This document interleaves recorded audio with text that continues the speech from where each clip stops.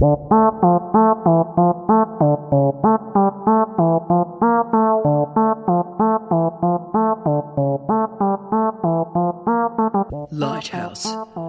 the mandatory training for higher degree supervision at Charles Darwin University.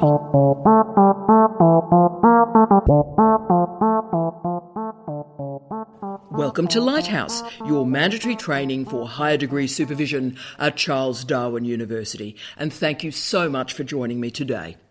My name is Tara Brabazon, and I'm the Dean of Graduate Studies and Professor of Cultural Studies at Charles Darwin University. It's my great pleasure to guide you through this Lighthouse session for your supervisory training. Now, I know mandatory training is about as popular as Satan at a wedding, but this training is a national requirement for all supervisors. To rewrite that cliche involving horses and water, you can bring academics to mandatory training, but you can't make them think, or indeed participate. So the structure we're using for this Lighthouse session is you engage with this session and you make it meaningful to you. And you demonstrate the meaning that you gained from these sessions by writing answers to 2 reflexive questions. And you'll hear about those questions in the final section of this session, but more later. We have 6 sections in this Lighthouse mandatory training, and I've configured each of these sections so that you can listen to it when you have time available. They'll fit around you. Conversely, you can take me on a walk with you one Sunday morning and you can listen to all 6 sessions in a row. My meta project through this session is clear. I want to move you from compliance to excellence. I want to move you from experience to expertise. And I want to move you from feelings about supervision to reflection on international best practice. We are in radically changing times for international doctoral supervision. Our personal experience of supervision, either as a student or a supervisor, is no longer sufficient to manage a series of changes. And let me tell you about those changes. The widening participation agenda, decolonising the doctorate, the age range of our PhD students, which at CDU currently spans from 23 to 77. The feminist critiques through Me Too, the Respect Now Always report, and the Student Safety Survey. The increased number of students completing a PhD without a scholarship, and the necessity to finish every student in 3 years. But the key is to gain information about the doctoral processes. And that's great, you've got the information. But I want you to reflect on that information as we move through this training session. You see, the goal is, together, we take this information for a walk. We make meaningful knowledge that you can apply to your supervision. Thank you so much for joining me. Let's begin.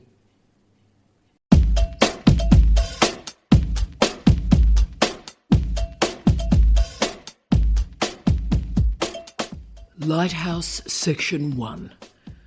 Admissions. Our first section of this Lighthouse training is to probe some key andragogical questions in higher degrees. A PhD and Research Masters must have 3 parts: admissions, progression, examination. And all of these parts have different requirements from a supervisor. So let's start with the key questions in admissions.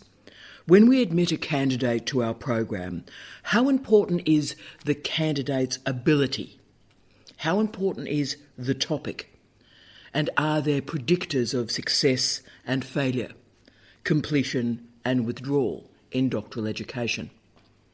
And perhaps most importantly, what is your role in the success and failure of your PhD candidates?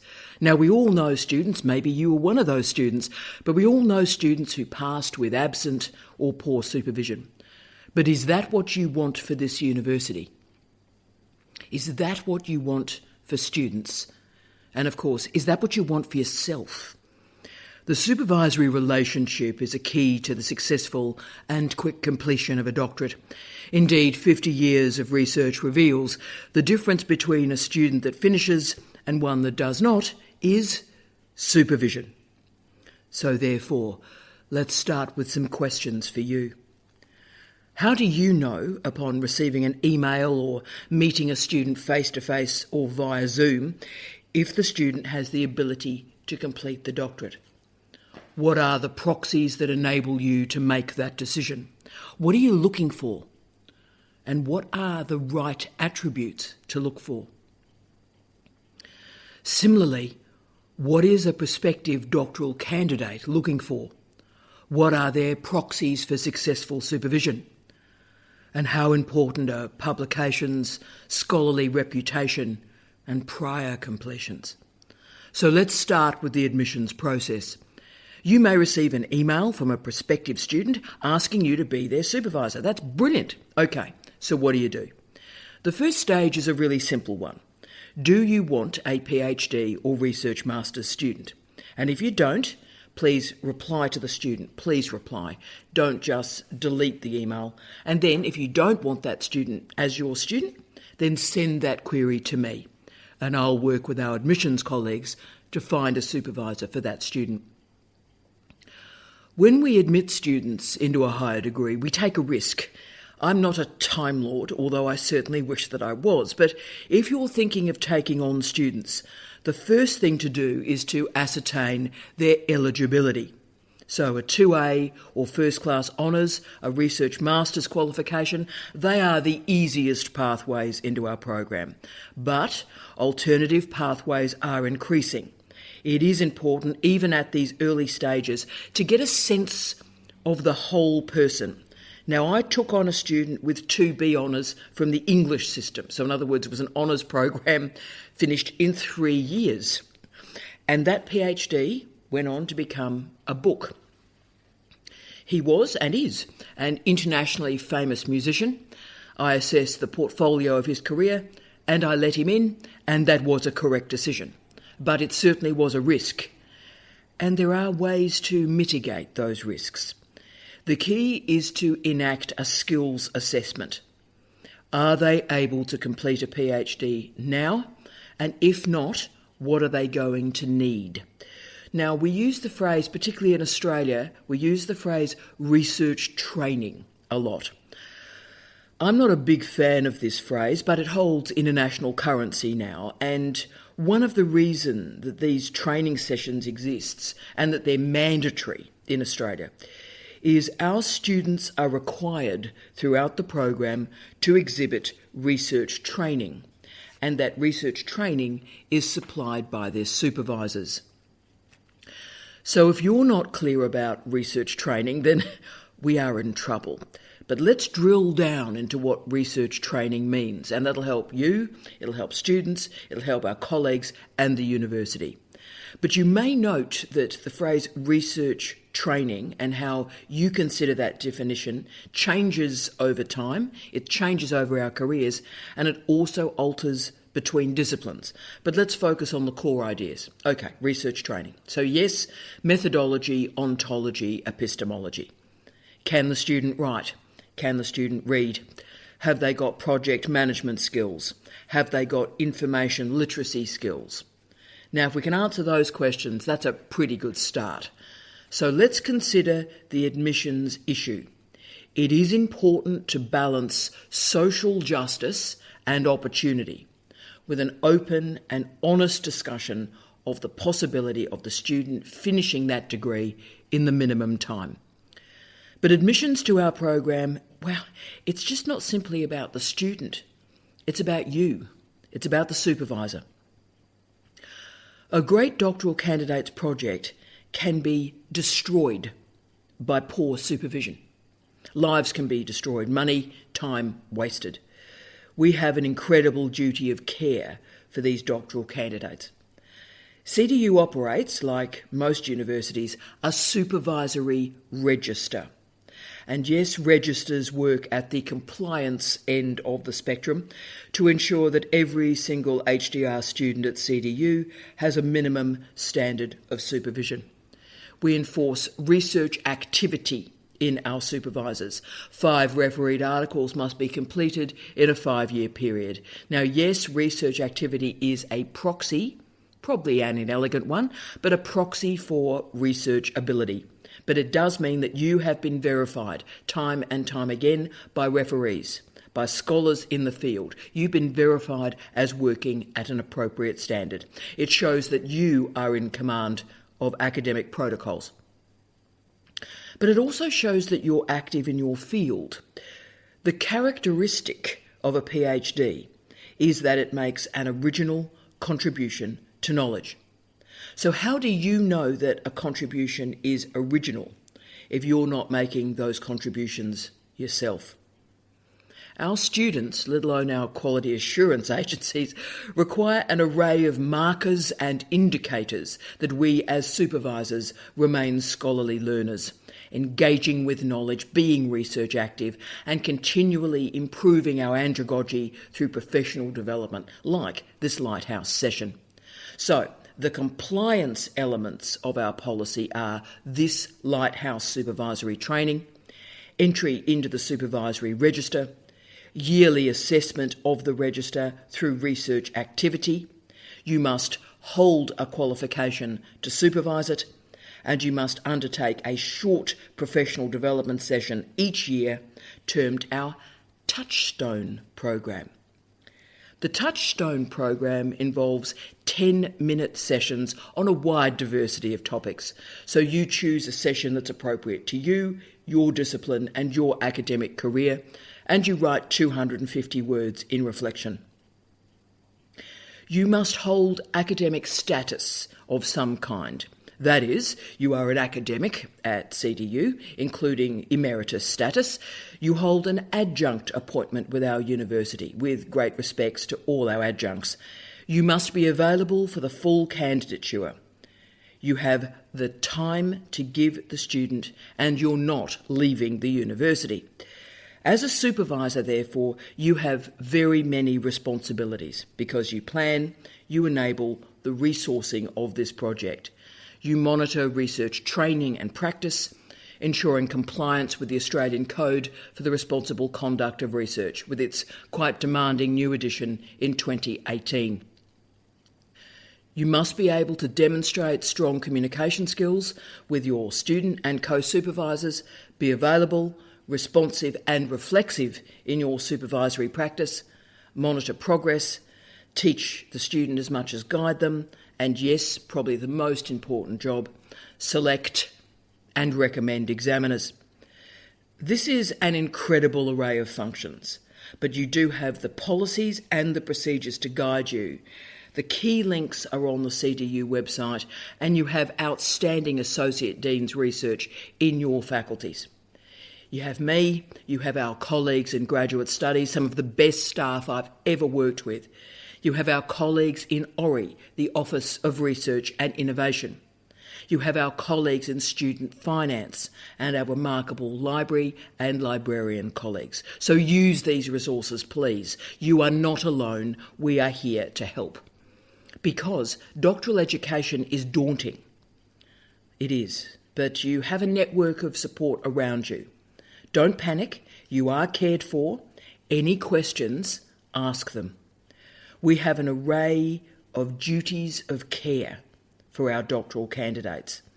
And if we stuff up, we take their dreams away from them. We take their aspirations away from them. We take their futures away from them. And we damage their bank balance, their family, and their friends if we stuff up. This is enormous. So therefore, this moment of admissions is marinated in responsibility and risk. But all these decisions and structures are required, and we need to make some very important decisions at the very moment we are admitting a student into our program. But I also want to confirm that Charles Darwin University has a fully digital doctorate. Students can enrol in a higher degree and move from admissions to examination in a fully online form. Professional development is also fully online. We have a weekly online writing group called Write Club. You have one rule? Right. That also is open to everybody, and a lot of our colleagues from regional Australia and our international students join us every single week for Write Club. We have a weekly digital office hours session for any queries or questions or advice or commentary. So as you see, this is a fully immersive digital experience.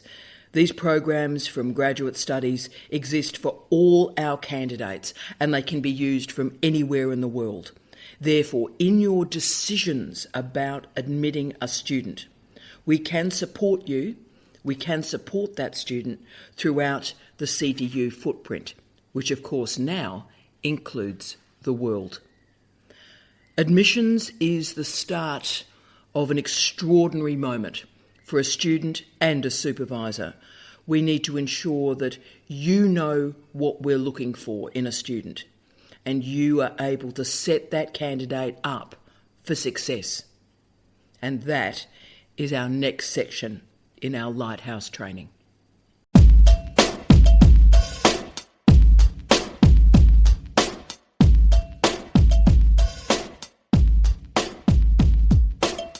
Lighthouse Section 2, the responsible conduct of research. At Charles Darwin University, we work on a backward mapping milestone system. We have 3 milestones during the 3 years of candidature, commencing with the confirmation of candidature in the first year. These milestones ensure that your doctoral candidate is working at both the standard of quality and speed that is required to finish with excellence, but also in the minimum time. It is clear, though, that a series of challenges and blockages emerge during that candidature, and many of these issues can be solved in the first few days, the first few weeks of their enrolment. The challenge is, if these issues are not addressed, the problems fester, and they can result in disastrous outcomes, not only for the student, but for you, the supervisor, and yes, the entire institution. The key question to guide you through this part is, who owns a student's work? Do you have the right to add your name to a PhD student's article? These questions matter. This is very, very serious. In December 2019, the NHMRC, the ARC and Universities Australia released a document titled Supervision, a guide supporting the Australian Code for the Responsible Conduct of Research. It is a powerful, freely available document, and all the excuses are over. There's no courtesy authorship. There is no, this is the way it's always been done in my discipline, therefore you have to put my name on that article. All that's gone. These unjust practices are now in breach of the code. The guidelines are ruthlessly clear.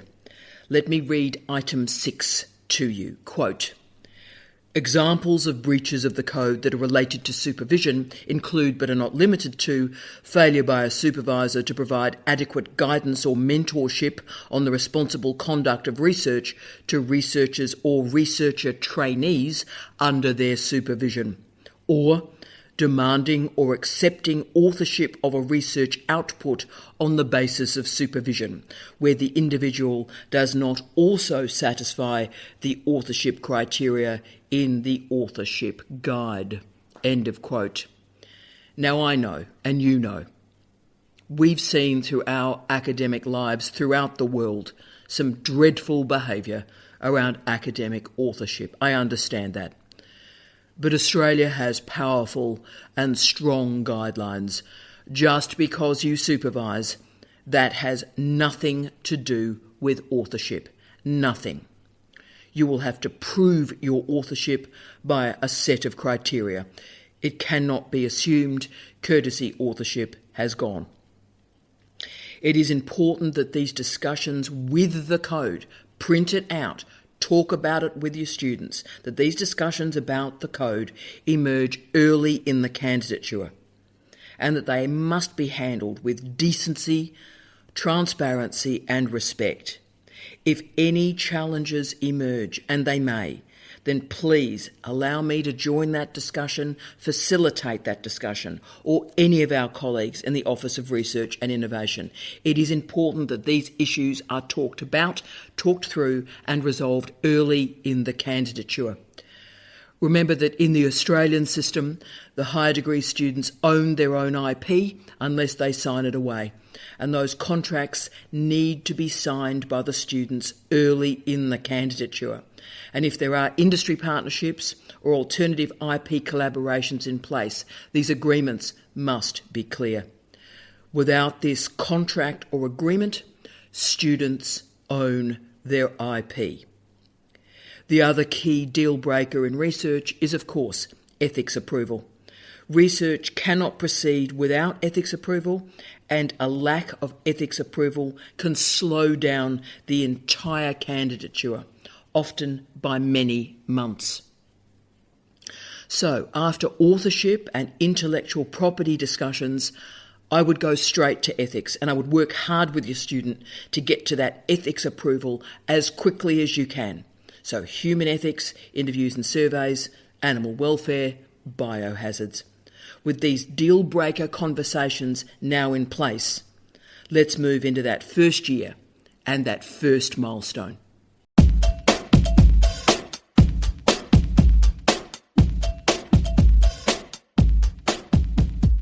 Lighthouse, Section 3, the confirmation of candidature and milestones. A key moment of pressure and testing in the Australian higher degree structure is the confirmation of candidature. This is a deal-breaker moment. The student is assessed and the project is assessed. The COC can emerge at any point between 6 and 12 months of enrolment. This COC must emerge in this particular period as it sets the framework for a timely completion in 3 years. The cost of overtime candidatures is not only damaging for the sector and the country, but also for our students, and will ask a key question for the first time. What is a year of your life worth? It's important to log what may hamper timely completion of milestones and indeed timely completion of the thesis. These are professional judgments that come from you as a supervisor. If the candidate is lacking skills, then swing in our professional development program as early as possible. So be aware of the milestones. Use them to plan each year of the candidature. At its most basic, use the milestones to backwardly map activities and progress through the year. At its most basic, remember the old cliche, begin with the end in mind. The end point is a timely completion and a successful examination, and that end point begins in the first year. 20 years ago, scrutiny of supervisory processes was, at best, light touch. But regulation has increased in the last 2 decades, and to be frank, and I'm not against regulation, transparency and scrutiny, we need it. Universities are paid by the public purse, and we should be publicly accountable every single day. But also, we do have to ensure that our doctoral candidates are supported, that they're okay.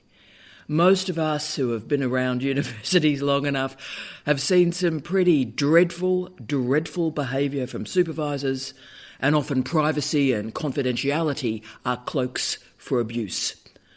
So that is why the COC, the mid-candidature review and the final thesis review exists. What I ask is that instead of seeing all of this as an inconvenience, can we start to invert this discussion?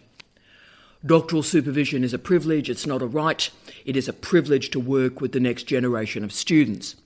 It is important to share best practice, to be transparent in the candidate's progress and also log any challenges. This is important, and this is where we do need to have a conversation about the relationship between compliance and excellence. This milestone process may seem like a tick-a-box exercise. If it's treated like that, it's absolutely useless. What we need is robust and clear commentary about what is working and what is not, and we need that as early as possible. Successful supervisory relationships express the assumptions and negotiate a series of rules and expectations that both parties are happy with. The dream, and I will be asking you to complete this as a piece of written work at the end of the Lighthouse session, is to write your supervisory philosophy. I would like you to get to the point where you share this supervisory philosophy with your own doctoral candidates. You print it out and explain to them why you are doing this. But the key is, you need to know why you're doing it first.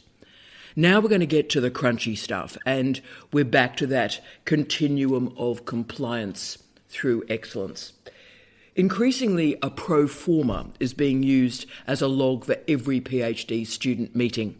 So this pro forma includes date, supervisors present, student, what was discussed at the meeting, work submitted, topics discussed, work to be completed by the next meeting.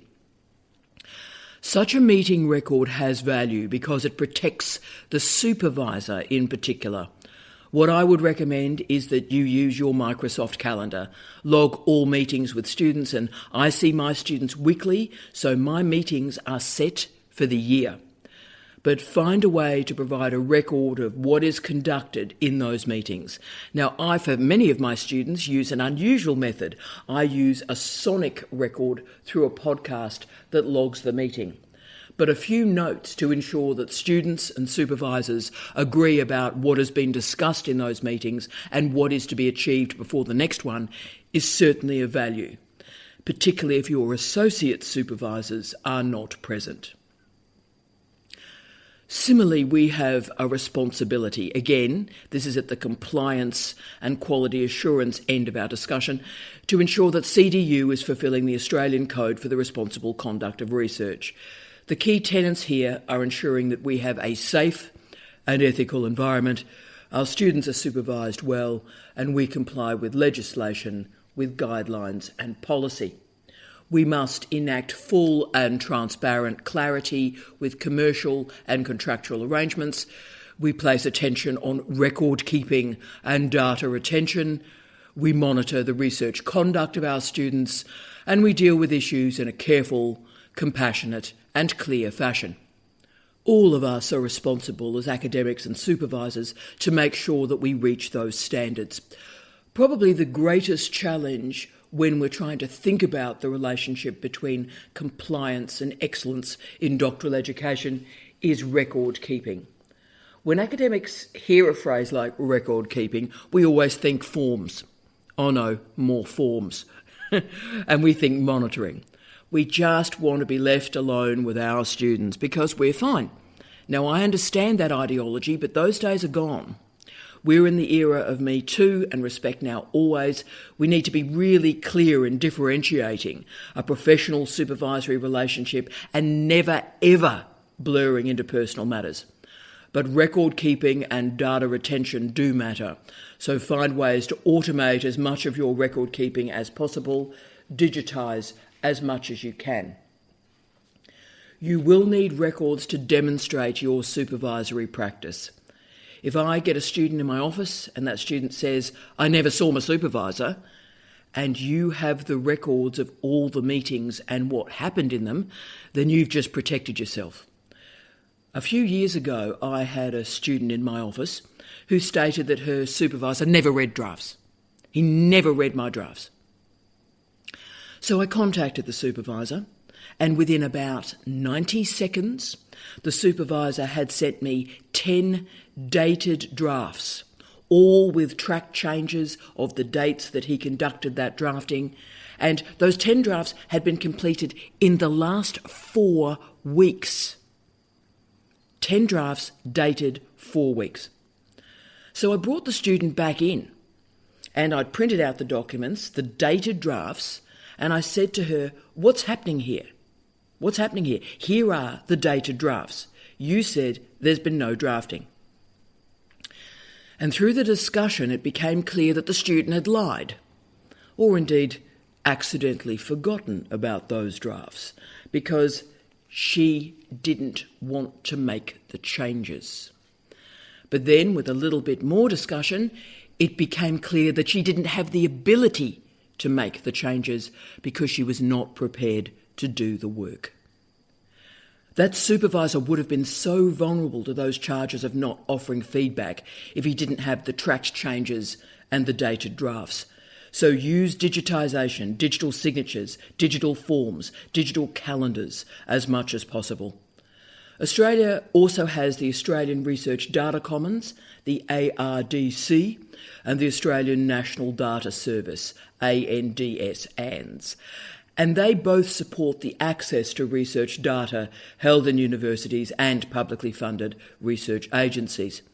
This is so incredibly valuable as it increases the access to research data that in years is going to allow so many of us to do an array of meta-analyses. Fabulous resources they are. Remember to use the resources at CDU that are available to you. It takes an entire university to complete a PhD student. You are not a sole supervisor flying alone.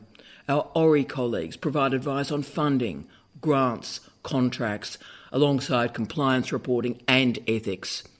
So let's now finish off to think about you as a supervisor, your doctoral candidates, and the research that they're going to create. Supervisory models are increasingly describing PhD candidates as trainee researchers. There's a lot of compliance in that trainee model. We have to ensure that they comply with policy and practices. We must comply with milestones. We must ensure that their data sets, that their methodologies are valid. But the excellence in supervision emerges through the relationship. 3 years is a long time. Lives change in 3 years. And supervision remains a dance between student and supervisor. It is important to keep that dance in time and together as the rhythms change. Make sure you have the strategies for resolving conflicts, managing tragedies, and negotiating challenges. Act early. Take advice. Most importantly, we are modelling research integrity. The reason compliance is so important in doctoral education is that the costs of falsification, fabrication and plagiarism are so great. And I also want to make a point about communication between supervisors and students. I've seen emails from students to supervisors and from supervisors to students that would make you wail like a banshee, would make you shake your head or immediately resign from a university in abject shame. Don't hide behind screens. If you wouldn't say it to their face, don't type it. Similarly, if our students start sending really weird stuff to us or others, quietly take them aside and explain intellectual generosity to them. Also explain that supervisors are people. I think our students sometimes think we're gods or gurus or not quite human. Remind them that we too are made of flesh and blood and bone. To solve a problem, we have to name a problem. And I understand that many supervisors do not want to admit weakness, do not want to admit problems. Now, the problem is, if you don't do that, we will lose the candidate. You see, someone like me, a Dean of Graduate Studies, we see all the problem cases. And colleagues, I need as much information as early as possible to help you and help our students. This is not about disrespecting supervisors. In fact, it's the exact opposite. This is about all of us working together for the best interests of those PhD students and this university. So it is important to be clear when you're reviewing the candidate during the milestones. Be honest, please. Log any challenges, and then a plan can be put in place to help you and help that student. There is nothing weirder for those of us who are in a position such as mine, and we have a crying student in the office about to leave the program, and we go to milestone documents, we go to annual reviews of progress, we go to those forms, and everything supposedly has been great for 2 years. So if we treat these forms as a tick-a-box exercise, we will lose doctoral candidates. if we treat them as a robust and transparent opportunity to log progress, our students and supervisory processes will be incredibly successful. So we have to name a problem to solve it, and so on these milestones, review the progress from the previous year, plan the next year's progress, and present the challenges. The goal is a timely completion. The definition of this is variable, but it is 2 years for Masters by Research, that's clear. In doctoral education, the scholarship is for 3 years, with an application for a further 6 months. For me, I believe in a 3-year completion. That is my aim as a supervisor, and the funding models for students and the university encourage that. The cost of overtime candidatures is not only damaging for the sector and the country, but for our students. Let's return to that question that started this section. Ask yourself, what's a year of your life worth? It is important to log what may hamper timely completions of milestones and the thesis. And these are professional judgments that come from you as a supervisor, you as a researcher. If the candidate is lacking skills, then get that PD program in as early as possible. We have a remarkable library at CDU. We have astonishing and engaged librarians. So verify your skills, verify your candidate's information literacy and information management ability. Reading capability and writing ability are so important. You see, the characteristic of the students who don't do well in an examination is that their research and their reading level was pitched too low. So we need to get them to high-level refereed scholarship as quickly as possible. Writing improvements are also pivotal over the candidature. These are often much more gradual and incremental. Therefore, let's be aware of the milestones and use them to plan each year of each candidature. At its most basic, use the milestones to backwardly map activities and backwardly map progress through the year. If a candidature is not going well, and we certainly hope that the situation never emerges, but when things are not going well, the student may receive a show cause letter. A supervisor or associate dean research, or even me as dean, we can request this letter. It asks that a student must explain why they should be allowed to continue. Now, there are many reasons that such a letter is sent. They're very serious. Sometimes it becomes really clear that the candidate cannot reach the level required of a PhD, but also other things happen, like a student simply disappears. They miss meetings, they don't read, they don't write.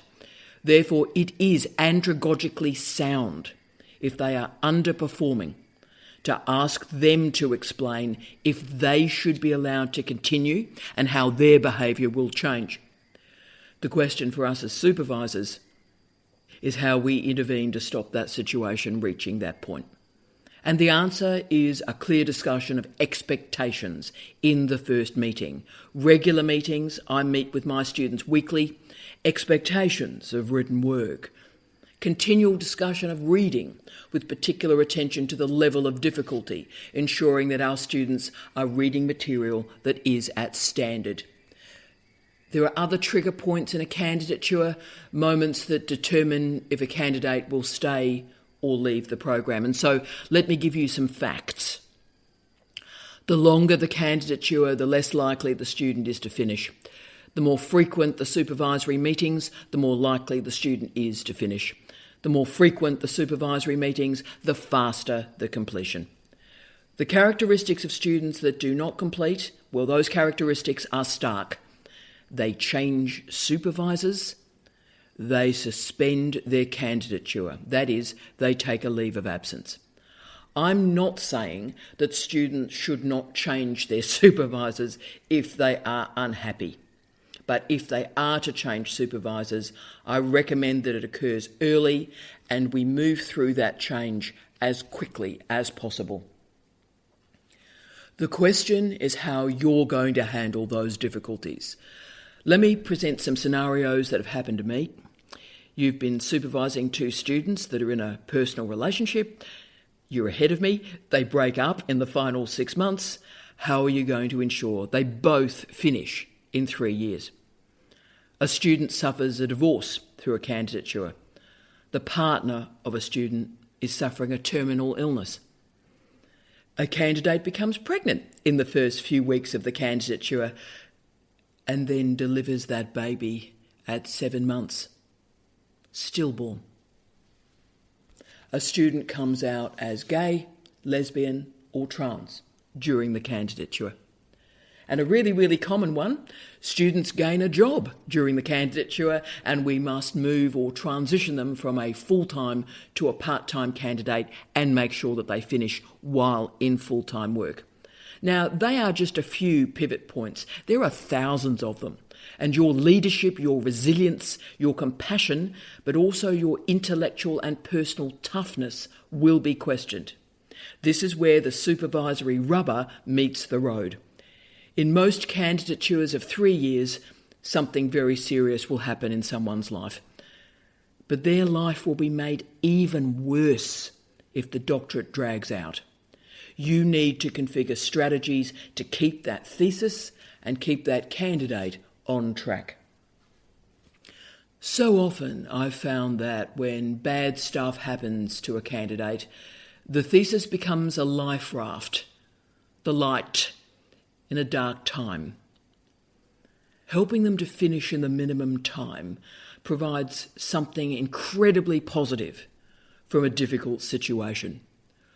Our aim is to create a student culture without excuses, and to provide one final example of that. My extraordinary student who became pregnant and then buried a stillborn baby after giving birth after 7 months of that pregnancy, finished her PhD in 3 years and 2 months. She went on to have 2 beautiful children and is an outstanding academic today in an Australian university. Good supervision can change lives. It's never about ticking boxes and compliance. It's about excellence with compassion, excellence with integrity, and yes, excellence with respect.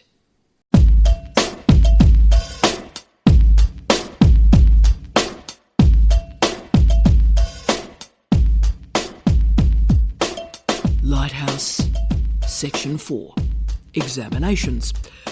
We've talked about beginning with the end in mind. Well, the ending in a higher degree is examination. Examination is the crucial moment of the PhD, and when I supervise in my first meeting, I talk about examination and examiners. I make students read at least one successful PhD so they understand the genre, and I ask that we write down 5 great leaders in their fields, and then I ask them that they put that list of the 5 great leaders above the writing desk for the entirety of their candidature. And I do that so that they always remember the possible audiences for their work, that is, examiners.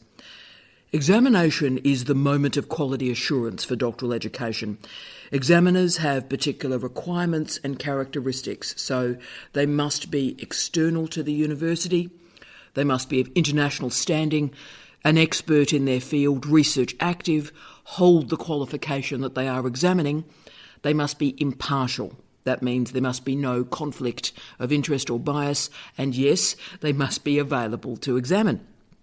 Now, I know there is a tendency to ask our candidates who they would like to examine them. Please don't do this. We'll ask our students at the point that they fill in the intention to submit form to list the examiners that they do not want. This is important and it must be respected. But the key decision that a supervisor must make, the key decision, is to select examiners. That is our most important task. We are much more experienced than our students. They don't know the requirements of examination. We do. We are supervisors and we know what is required. I spend months digitally stalking examiners. I'm incredibly rigorous, conservative and careful in the selection of examiners. I want the best in the world in their field, but I also want them to be experienced and not fickle and not weird. Let me explain. How do you know what is at standard for a doctoral thesis? Have a think about that now. How do you know when you read a student's doctoral thesis that it is at international standard, that it's ready to be examined? We have 5 tiers of assessment for higher degree examination at CDU. We have 2 examiners in the higher degrees, and each of those examiners independently grants a result between 1 and 5. Let's do the numbers, shall we? 1. The degree to be awarded without further alteration to the thesis. 2. The degree to be awarded, but only after the typographical and writing errors are corrected to the satisfaction of the university. 3. The degree to be awarded, but only after the substantive concerns as well as the typographical and writing errors are corrected to the satisfaction of the university. 4. The candidate must complete further work and resubmit the thesis for examination. And 5, the degree should not be awarded. 1, 2 and 3 are in the old money, no corrections, minor corrections or major corrections. The final stages of the examination from those 3 results are organised within the institution. 4 is the revise and resubmit, so we have to go to examination once more. And 5 is, to be brutally frank, the fail. The higher degree is not awarded. So the absolute priority of the supervision is to ensure that the thesis and research is over the line. That means a 1, a 2 or a 3. And obviously a great result is both examiners award that above the line number. Great. So if one examiner grants a 1, 2, 3, and the other grants a 4 or 5, then that is termed a split decision. And a third examiner is required. And then they independently offer their assessment, and with those 3 data points, the institution then makes a judgment. But let's focus on you as a supervisor and your scholarly and professional judgment. Particularly if you've not examined many theses yourself. How do you know? How do you know that your student's thesis is above the line? The answer is you've read a large number of successful theses, you are research active, and you're working at the very edge of high-quality scholarly standards yourself. But you see, refereeing is very different from examination. I've written now well over 250 refereed articles, but I only have 1 PhD. Therefore, do not think that peer-reviewed articles are a proxy for a successful examination. They are not. I have seen examiner after examiner locate errors in the peer-reviewed articles and therefore move the student to revise and resubmit. So have you got a sense of the location of the line of pass and fail on a PhD? Do you know what a passed PhD looks like?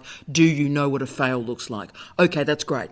Now, do you know the line between what is a major correction and what is a minor correction? Do you know where that line is? Brilliant. Okay. Do you know where the line is between minor corrections and straight through without corrections? These are tough questions. Do you know what an examiner is looking for? Now, if you're a bit shaky on some of these questions, think about your doctoral candidates. So when academics listen to their PhD students and their choices, then okay, listen, but your professional judgment must dominate this discussion. Students have an opportunity to object to the people that they do not want to examine them, and that objection must be listened to, but please choose wisely. If you choose examiners badly or you submit an undercooked thesis, you will ruin somebody's life. No pressure. So remember that once the examiner has been approached, there must be no communication at all between you as the supervisor, the student and the examiner. So once they have agreed and that name has been passed on to our colleagues in examination, all communication now ceases. We also have to be very clear about conflicts of interest. You cannot choose an examiner with whom you have written or gained a grant. You can't choose an examiner who you've worked with at the same institution or obviously had a personal relationship. And obviously, although colleagues do try this quite a lot, you cannot select your PhD supervisor or your former students as an examiner. In the Australian system, we are lucky in many ways because we can select from the best in the world. So please, you can select the best in the world. Don't pick someone from Queensland. Don't pick someone from Australia. Really, you can choose anyone in the world. And you decide to pick an examiner from Queensland. Now, by the way, some of my best friends are Queenslanders, but you know what I'm saying. So please choose your examiners wisely. They have 8 weeks to report and recommend a result. And once those glowing reports are returned to the university, there are some final steps. Most reports recommend minor or major corrections. Please don't be disappointed about that. That's absolutely normal. Get those corrections organised as quickly as you can. And what I do is I sit with the student and we list the corrections with precision. And then we address them. So what we do is, at this stage, when the student is obviously quite tired and perhaps a bit emotional, we give them clear and concise information about what to do, what addressing those corrections looks like. Now, my goal is to process those corrections at speed. Do not let the students sit and fester. Give them a week to calm their emotions and think about it, but then, wow, bang, get in there, make those corrections. Okay, we now have the final copy. At that point, the student is eligible to graduate and they have a right to celebrate, and so do you. As I always say, doctoral supervision is a privilege, it's not a right. And we are building a future for our universities. We're building a future for knowledge, one candidate at a time. Therefore, the final section of this Lighthouse program explores the supervisory relationship. So we've worked through admissions, progressions and examination. That's the process. That's compliance.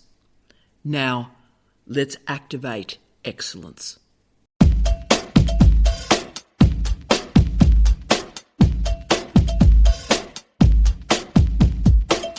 Lighthouse Section 5, moving from compliance to best practice. This section of our Lighthouse training session moves us from compliance in the doctoral supervisory space, you know, that white-knuckle right, hanging on to regulations, hanging on to policies, and it moves us to excellence, creating a research culture of excellence, achievement, passion and aspiration. We'll be working particularly on the characteristics of a great supervisory relationship. Right now at CDU, most of our higher degree students are PhD students. A small slice is a master's by research, and that is a declining arc, a declining enrolment. But we have international students, students living outside of the Northern Territory, and indeed Australia. We have part-time students. So doctoral education is everything to a university. I've said it far too often probably, but if Australian universities get doctoral education wrong, if we dumb this thing down, then we really should close up shop, because the PhD is the qualification of the university. They are that important. But they're also important for funding, and this is the significant bit. All the funding we receive from the government comes via completions. So what that means is student load is not funded. So the university is subsidising the student throughout the entirety of the enrolment. Only the completions are funded. And that is why I worry when supervisors don't focus on the completion, and particularly completion in the minimum time. It is dreadful for the student to have year after year after year of enrolment, but it's also dreadful for the university. You see, anyone can supervise, but not many can supervise to completion. And even fewer can supervise to completion in the minimum time. And that's our aspiration. That is excellence. Supervision is easy. It's great to have a cup of coffee with your candidate and have a chat with an intelligent person, but supervision to completion is hard, and it is important to remember that difference. And these statements are coming from a woman who's had to, far too often, pick up the pieces in our universities when I've worked around the world where someone is supposedly supervised or not, and the student is nowhere near completion, nowhere near an examinable standard, and I have to find a few thousand hours in a very, very short period of time to basically squeeze 3 years of supervision into 6 months. I lose weekends, I do all-nighters, I have to work the student to the bone because a supervisor did not focus on the completion. But completions also matter to you and your career. Promotions require a commitment and a success in doctoral education. And every university in the world wants to hire a successful doctoral supervisor who can deliver results in the minimum time. Also, if the supervisor can attract students, that's great, brilliant, but they need to complete. Also, internationally, there is an increasing emphasis on research training, so completing students in the minimum time while also ensuring that they gain research training and an array of skills. So this is tough. So let's talk about you, and let's talk about supervisory models. One of my big issues that makes me a bit crazy is the assumption that experience of supervision as a doctoral candidate leads to expertise in supervision. Early career supervisors, and some well-dodgy late career supervisors as well, endlessly return to their experience of supervision. And sentences that begin with, "when I did my PhD," never end well. Where else in your research life would you generalise from a data point of 1? Now, I had a dreadful supervisor, and that was a blessing because I couldn't replicate that strategy or andragogy. Therefore, take a moment now and think about deeply your experience of supervision as a student. What went well, what went badly, and then park it. Move beyond it. Realise that it is a different time, and expectations of research, supervisory training, compliance, quality assurance, international education have all transformed. Most PhD students now are not on scholarship. So how do you change your andragogy for part-time candidature? How do we increase the enrolment and success of Indigenous students while decolonising the doctorate? How do we supervise a 24-year-old woman in comparison to a 77-year-old man? How do we manage, how do we critique ageism in our universities? 20% of the Australian population has a disability. Only 5% of PhD students have a disability. So how do we rectify that imbalance?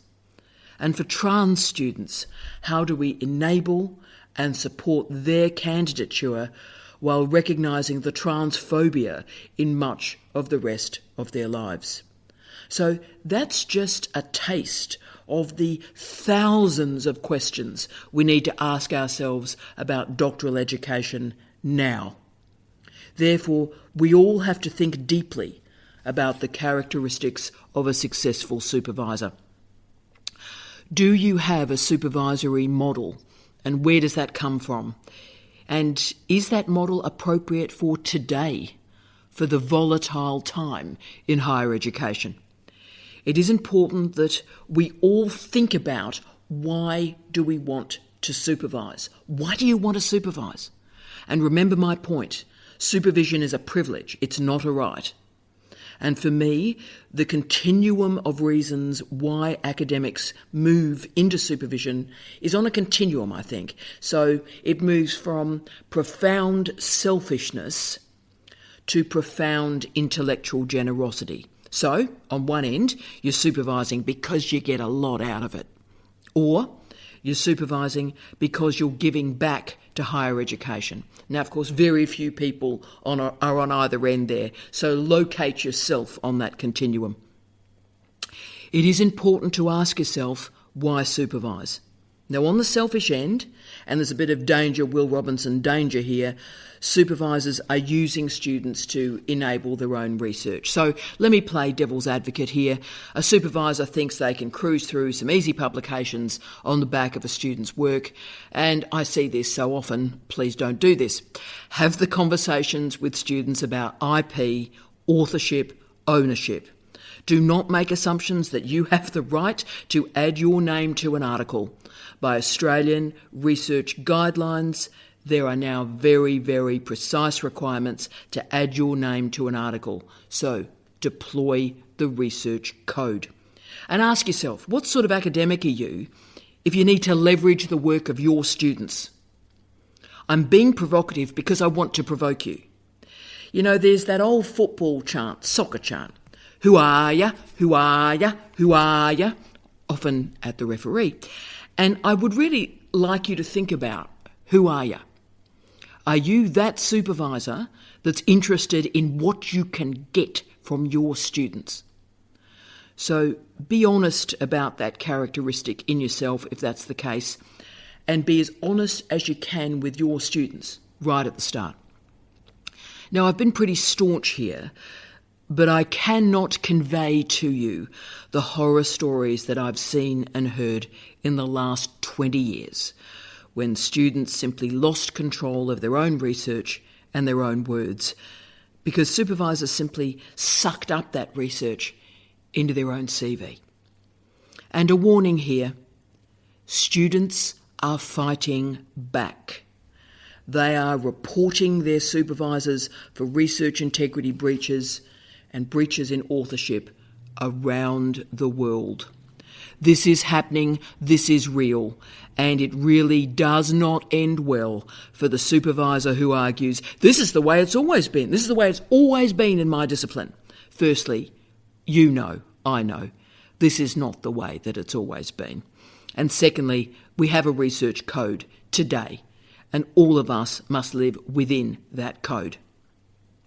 There are, of course, positive reasons to supervise. It's a joy to work with brilliant people developing fresh ideas. It's exciting to be around clever, innovative people, and it can freshen up your research by example. Supervision is also a way to pay back higher education for the gifts that it's given us, sharing our expertise, our skills, our abilities with the next generation. This is the apprenticeship model. This is the mentorship model. Also, though, doctoral supervision and examination is a terrific way to build up local, national and international links. It is amazing how many long-term friendships I've made by sending an examination request to an international scholar, somebody I don't know at all, and then after the examination we discover an array of interesting collaborations and build friendships. Brilliant. So make sure that your motivations for doctoral supervision are strong and sound. Supervision is tough, it occupies nights, it occupies weekends, reading chapters in and around the rest of your life. And that's why we should talk about workload. What is increasingly happening is that some areas of higher education have a booming number of postgraduates and other areas do not. So if you are interested in supervising, well, you've done the right thing here.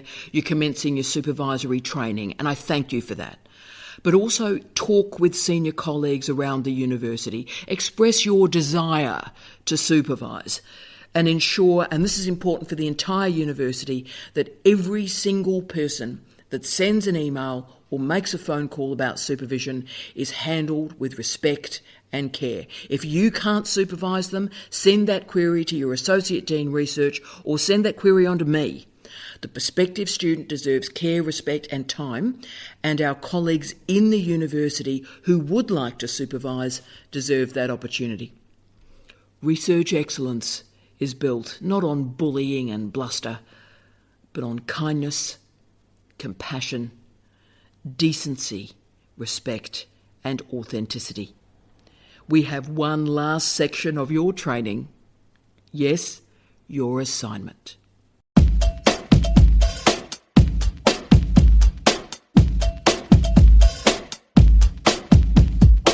Lighthouse Section 6.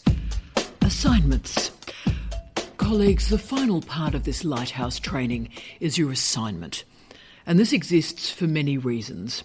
Obviously, we must prove to our regulators that you've completed this mandatory training, and I read your work to confirm that you are eligible to be on the CDU Supervisory Register.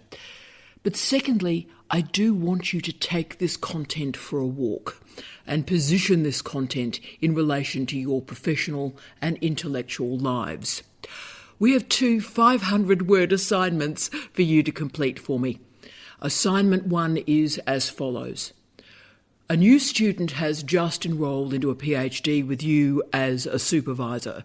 How will you organise the communication system between the supervisory team and the student? What challenges could you confront, and how will you negotiate those professional boundaries? Okay, that's assignment 1, 500 words. Assignment 2 is write your supervisory philosophy. I look forward to reading 1,000 words from you on these topics. Now, I thank you for your time. I thank you for your expertise, your kindness, and yes, your intellectual generosity. Together, let's enable the best future for our doctoral candidates.